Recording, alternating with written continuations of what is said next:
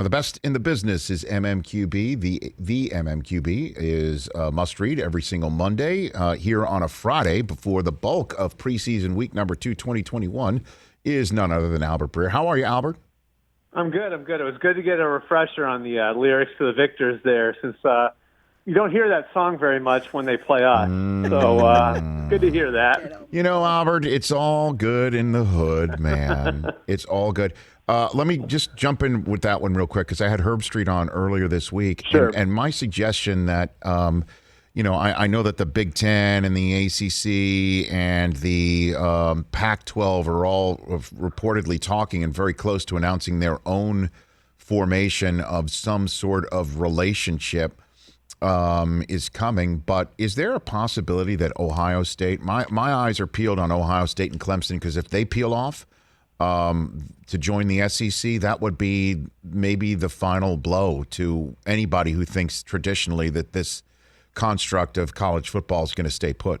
Albert, what are you hearing? I'll be honest with you, Rich. I mean, that might be good for my school's football program, but I'd hate to see that. I mean, I think one of the beautiful things about college football is how the history goes back. I mean, it's older in a lot of cases. The history of these rivalries is older than the NFL. You know what I mean? Like, it's older than pro football.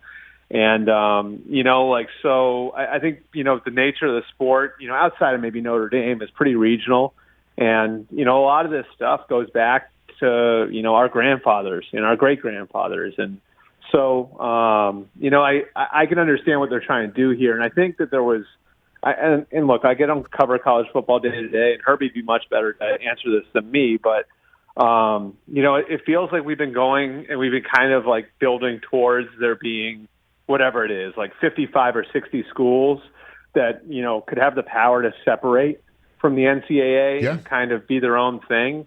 I'd hate to see that be 20 schools. You know what I mean? Like, I think like having at least a possibility, out there that like like an Oregon becomes what Oregon's become, a Wisconsin's become what Wisconsin's become. Like, I love that stuff. You know what I mean? Like, so, I mean, even like LSU, like, I remember when I was a kid, they weren't that good. You know what I mean? Then Nick Saban got there. Now they're like a, powerhouse. It's just part of the beauty of college football is like the regional nature of it. And, the fact that sometimes we get these teams, these schools that traditionally aren't great, that can come up and become those sorts of programs. And so it really sucked to lose that. And I think you'd probably agree with me on that. No doubt. Of course. There's no question about it. But that's the way it's going. And I'm wondering, have you spoken to anybody in the league about what a potential super league at the collegiate level, where money is now being pumped in, name, image, and likeness to certain players to the tune of 7 figures, and how that would all work? We're making people eligible for the next level, and because I know agents have already been given the green light by the Players Association to start doing name, image, and likeness deals on behalf of the collegiate players now, right? Which is crazy. Like, the rule actually reads now that they can enter into marketing agreements with the players. Now, they can't like sign deals that says you're going to be like representation for contracts in the NFL. But I mean, we all know what that is, right? Like, I mean, if you're signing with a guy to be your marketing agent on NIL stuff, like, well, that agent's getting involved there because he thinks he's going to be your NFL agent too. So, I think it breaks down some of the walls that I think we're probably in some cases imaginary to begin with, Like, I think we all know, like, what happens with agents and college players anyway. So maybe it formalizes that a little bit. I do think that there's actually a benefit for the NFL here, though, in that, in a lot of cases, guys feel pressure to go pro as early as they can.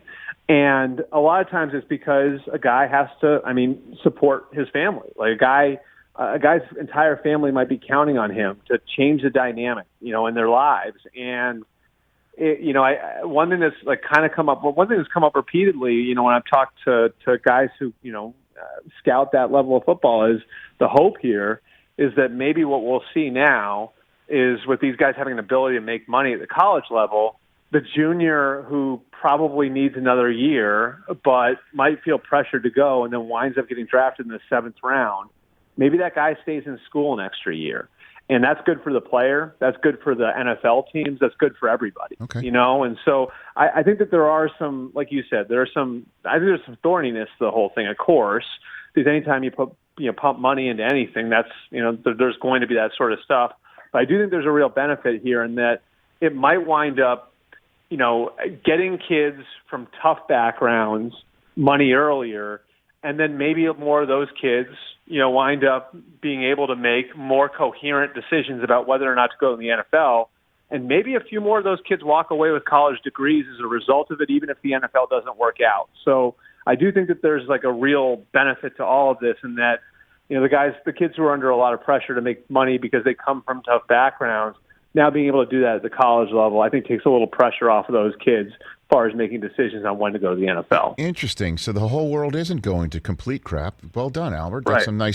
some nice positivity right there. Albert Breer going right here on the Rich Eisen Show. So your tours of training camp, or who you were able to visit, give me some under the radar, something we're not talking about, some story that you saw, some person, coach or player that you think is on the launching pad for success. What do you have for me on that front, Albert? Under the radar. Well, so one thing that I thought was interesting, and it's just like top of mind for me because, I was just with the Bucs, and I think like a lot of people have sort of like got Brady's influence wrong, and it's changed a lot of things in the NFL. Like we see how Russell Wilson's conducted himself and how Aaron Rodgers conducted himself over the last 6 months, and I think a lot of that is this perception that Brady's running the Bucs, and that's not what's happening. They're calling Brady when they make moves. Brady will tell them when he, thinks something's the right move, but he's not trying to run the organization. And it's so interesting talking to those guys about it, Rich, because they actually say like the biggest impact he's having on their roster construction is actually in the player development end. And so, this is a great example, I thought. One of their guys said to me that Donovan Smith, who's been their starting left tackle for I think 5-6 years now, who's a really good player. Him being around Brady, like, has taken him from being like, whatever, like maybe like the 11th to 15th best left tackle in football to now being able to kind of find a different level. And maybe he becomes one of the elite. And the reason why is because he gets to be around Brady and he sees how Brady works. This isn't a young guy. This is a guy who's an established veteran player. They see like their veteran players trying to reach another level because they see how Brady is kind of always finding something different to make him better. So that was really interesting. Just as far as under the radar, I mean, the league's so well covered now, you don't need me to tell you that. Right. I think one of the things that, to me, I would say, like, that's sort of like a league-wide thing is, as a result of the off-season programs being curtailed the way that they were, there have been more injuries across the NFL, soft tissue stuff, than before, and coaches are not happy about it. And as a result of that, what you're seeing is teams are doing more to change what they do from a strength and conditioning standpoint. And I'll give you an example of two opposite ends of the spectrum. Yep. So Brandon Staley out in LA, out there with the Chargers. When I was there, was running an hour and a half practice, right? Everything was very efficient, and they got off the field really quickly. The first, I think it was 20 minutes of that practice, they were doing yoga on the field. And they were doing all of these different things that you wouldn't expect to see at a football practice, right? And it was, I think, really kind of forward thinking, and Brandon explained it to me and all the different things that he's done to kind of, I think, build that program and have it be what he wants. Then, I go to Jacksonville, and you see the way Urban's doing it, and it's a little more old school, but there's still an efficiency to it. Their practices are longer. It's harder. And these are two guys like on opposite ends of the country trying to establish their programs and doing what they think is best and doing it different ways. And so, I think that's going to be kind of like an underlying thing to the NFL season where, because what happened to off-season programs, because most coaches believe these guys didn't get enough work in the spring, didn't get enough football-specific work in the spring. There have been a lot of issues with injuries, with soft tissue injuries this summer. And to combat it, like, I think there are like a few coaches across the NFL that are doing things in a wildly different way. And it'll be really interesting to see what happens when we get to the season, what teams stay healthy and which teams don't. So we'll see if the Chargers wind up having like an Erewhon relationship here in Los Angeles. Yeah. Well, it's funny too how it kind of like matches up, right? Like the team that's doing yoga is out in LA, and the team that's running boot camps in Florida. So there you have it. It's very on brand for that's right. Albert Breer here on the Rich Eisen Show. Okay, week 1 starters, quarterbacks. Give them to me. Best you can tell right now, right on the cusp of preseason week number 2. Give it to me. What do you got for me, Albert Breer? The 5 first-rounders? Yes, sir. Well, let's take the 2 off the table. We know those, first 2. right? Yep. Yeah, Jacksonville. And I think one nuance that a lot of people have missed to the group of 5, right, quarterbacks here, is normally first-round quarterbacks go to bad teams for obvious reasons, because good teams generally have established quarterbacks. Good teams are picking lower. Generally, first-round quarterbacks go to bad teams. That's not the case this year. I mean, you get the 2 in Trevor Lawrence and Zach Wilson. They're going to rebuilding teams with first-year coaches, but the other 3 are on teams that have been in the playoffs really recently, and 2 of those teams have been in the Super Bowl recently. So, I think the difference between Zach Wilson and Trevor Lawrence and then Justin Fields, Trey Lance, and Mac Jones is the teams they went to. Yep. I think in all 3 of those cases, the veteran's going to start the season. So my guess would be Cam Newton starts week 1 in New England, Jimmy Garoppolo starts week 1 in San Francisco, Andy Dalton starts week 1 in Chicago. I think Trey Lance is going to play the earliest of the 3 because I think Kyle Shanahan is going to incorporate him in the offense from the jump. So I think you're going to see Trey Lance on the field in week 1. How? What do you think? My guess How? Like what? Like next to, like there'll be a package where Garoppolo comes off and Lance is there, or Lance is literally standing to the right of Garoppolo. I think they're going to find ways to get him on the field at quarterback. Okay. And I think it might look a little bit like Taysom Hill in New Orleans, but I think it's smart by Kyle too. Like I think my sense of it is like he feels like Jimmy's the best starter for them right now, but he also knows that could change over the course of the next 3 or 4 months. So in addition to giving other teams something to prepare for, I think he's also thinking, well, if I get him in the game, and if if there's somewhere in my head I'm thinking like maybe by the time we get to the end of the year we want Trey Lance out there as a starter, well, it makes sense to get him into the games in some capacity now so he's at least acclimated to game speed, right? Like a real NFL game speed. So, like I think we'll see Trey Lance first of those 3 on the field. I think that Mac Jones and Justin Fields will start at some point this year. If you put a gun to my head right now, I'd say Mac Jones is starting sometime in October. And Justin Fields, I think it's like completely contingent on where the Bears are as a team. Really? I think with San Francisco and New England, because those guys have a little bit more job security, like you may see where Kyle Shanahan or Bill Belichick makes a move where the team's winning and they still say the best thing to do is go to the rookie. I could see that happening. I think with Justin Fields in Chicago, a lot of it's going to be contingent on things that are out of Justin Fields' control, which is the team winning and is Andy Dalton playing well. So I know that's kind of a cop-out, but I would say we'll see Trey Lance on the field. I think we'll see Trey Lance on the field first.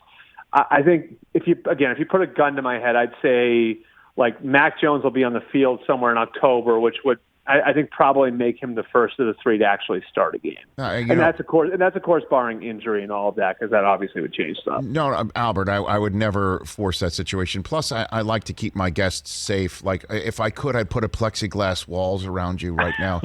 So no, but let me just say this though. This whole thing is just an educated guess anyway. Like last year, if I'd said, when's Justin Herbert going to start?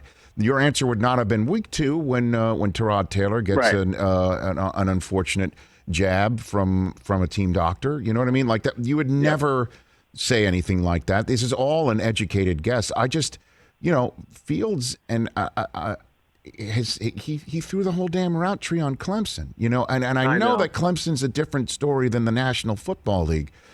But my gosh, I mean, there's so many factors that's out of obviously Fields' control. but some of them are also in his favor. The fans, fans are going to be pounding the table. I mean, just I know. I don't know if Nagy's going to have the room figuratively to do what he wants to do, which he's told me on this show he wants to do, which is to have the Dalton be the role of Alex Smith and Fields the role of Mahomes that he had a front row seat to. So they love Justin. They think Justin's special. And why not? I had somebody there say to me, like, this organization's never had a quarterback like this, which is a pretty strong statement, even though the Bears have had their issues with the position, right? So, like, I do think that, like, I do think that there's a desire to see what he'd look like in a real NFL game. Here's the way that the coaches see it, and I want to take you inside the way that this whole thing, I think, is what it's going to boil down to. Fantastic. So just say Matt Nagy gives you a 12-word play call, right? The difference between the two in camp has been, and this isn't Justin's fault, but the difference between the two in camp has been when Andy Dalton enters the huddle, as he's spitting out the play call, he is talking to each of his teammates. So there's one part of the play call, he's talking to the receiver. There's another part of the play call, he's talking to the left guard. There's another part of the play call, he's talking to the running back. So the play call goes in his ear, and he basically is directing the offense on where to go. When Justin Fields gets in the huddle, he's getting the play call, and he's just trying to spit it out because he's memorized it.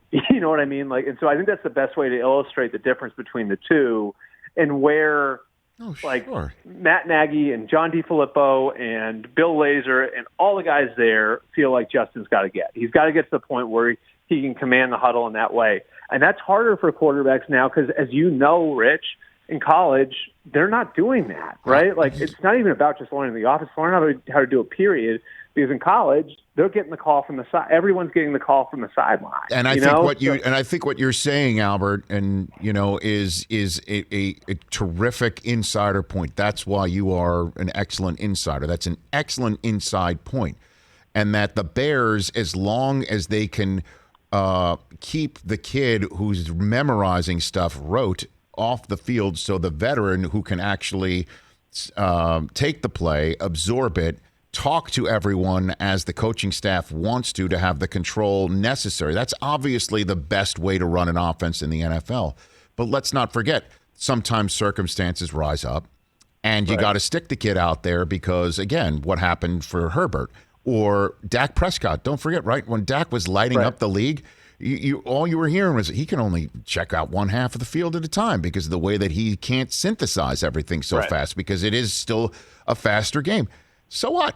Dak Prescott retired Tony Romo. You know what I mean? So that's what Bears fans are probably sitting there thinking, screw it. I'd rather get the Dak Prescott stuff now than have to, put my hands on, and I'd rather have my hands on, white knuckling the wheel than say, okay, we're going to do the sensible thing, right? That's exactly why. That's exactly why, though.